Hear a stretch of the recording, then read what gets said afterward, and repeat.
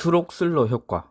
중앙의 점에 시선을 고정하고 있으면 어느새 주위의 얼룩들이 희미해져 가고 존재하지 않는 것처럼 사라짐을 확인할 수 있습니다. 주변부 시야에서 전혀 변화하지 않는 자극은 결국 사라진다는 사실을 보여줍니다. 왜 그럴까요? 인간의 시각 시스템은 변화를 찾는 것이 목표이자 목적이기 때문입니다. 변하는 정보는 계속해서 업데이트 되지만 변하지 않는 정보는 시스템이 무시하게 되는 것이죠. 안경을 썼던 사람이면 알 수 있을 텐데요. 안경에 무엇이 많이 묻어 있어도 눈치채지 못하는 경우가 종종 있죠. 콘택트 렌즈를 끼는 사람이라면 그 렌즈 위에 그림을 그리고 껴보면 처음에는 그 그림이 인식이 되지만 시간이 지날수록 인식되지 않음을 경험할 수 있습니다. 또 더 나아가 망막의 혈관들은 광수용체 앞에 있기 때문에 보여야 하는 것이 맞습니다. 그럼에도 불구하고 우리는 그 혈관들을 볼 수가 없죠. 안과 의사가 펜라이트로 눈을 비출 때야 평소와는 다른 각도로 혈관에 그림자가 생기는 경우에 혈관이 보일 수도 있습니다.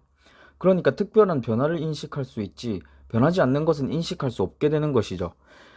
규칙적인 반복은 시각적으로 인식할 수 없습니다. 삶도 마찬가지라는 생각을 합니다. 어렸을 적 늘 하던 생각, 의문 중 하나가 야생 속 동물들은 대체로 비슷한 삶을 살아가는 것처럼 보이는데, 그러니까 A 연어나 B 연어나 A 상어나 B 상어나 A 나무늘보나 B 나무늘보나 결국 비슷한 환경 속에서 비슷한 삶을 살아가고 비슷한 죽음을 맞이하는 것 같은데, 왜 인간은 비슷한 환경 속에서 극도로 다른 삶을 살아가고 또 극도로 다른 죽음을 맞이할까?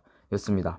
한국의 경우 특히 대부분의 사람이 유치원을 가고 학교를 가고 수업을 듣고 시험을 치고 취직을 하고 일을 하는데, 결국 별 차이가 없어 보이던 어린 아이들이 시간이 흐름에 따라 너무 달라져 있다는 겁니다.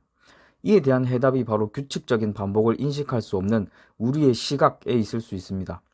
정말 열심히 살다 보면 본인이 열심히 사는 줄도 모를 수 있습니다. 그렇지만 그 노력의 누적은 실로 엄청난 결과를 가져올 수 있겠죠.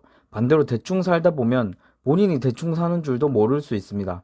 그렇지만 그 대충의 누적은 실로 엄청난 반대의 의미로 결과를 가져올 수 있겠죠.